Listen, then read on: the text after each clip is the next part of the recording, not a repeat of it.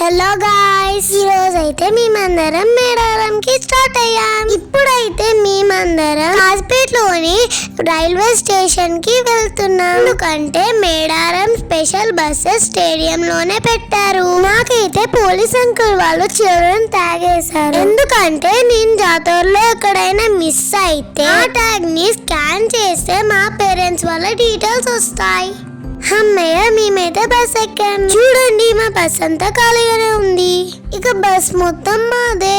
అప్పుడే గట్టమ్మ తల్లి రానే వచ్చేసింది. సమ్మక్క సారక్క జాతరకి వెళ్లే ముందు ఖచ్చితంగా గట్టమ్మ తల్లి ఆశీర్వాదం తీసుకునే వెళ్ళాలి. కారులో వచ్చిన, బస్ లో వచ్చిన, ఆటోలో వచ్చిన, ఆఖరికి 2 వీలర్ లో వచ్చినా కూడా అక్కడ వెహికల్స్ ని ఆపుకొని అమ్మవారిని దర్శనం చేసుకొని వెళ్ళాలి.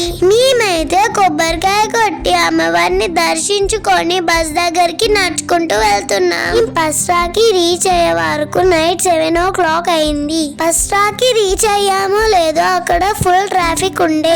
To 3rd wide full traffic jam అయింది. ఎందుకంటే అక్కడ సింగిల్ లైన్ రోడ్. పోయే వెహికల్స్ అన్ని ఓన్లీ 1 వేలోనే వెళ్ళాలి కాబట్టి ఫుల్ ట్రాఫిక్ జామ్ అయి ఉండే. వెహికల్స్ అన్ని స్టక్ అయిపోయినా కూడా కొంతమంది కార్లో వచ్చిన వాళ్ళ ఫ్రెండ్స్ అందరితో కలిసి సాంగ్స్ పెట్టుకుంటూ డాన్స్ వేసుకుంటూ వాళ్ళు మాత్రం ఫుల్ ఎంజాయ్ చేశారు. వాళ్ళతో పాటు మేము కూడా ఫుల్ ఎంజాయ్ చేసాము.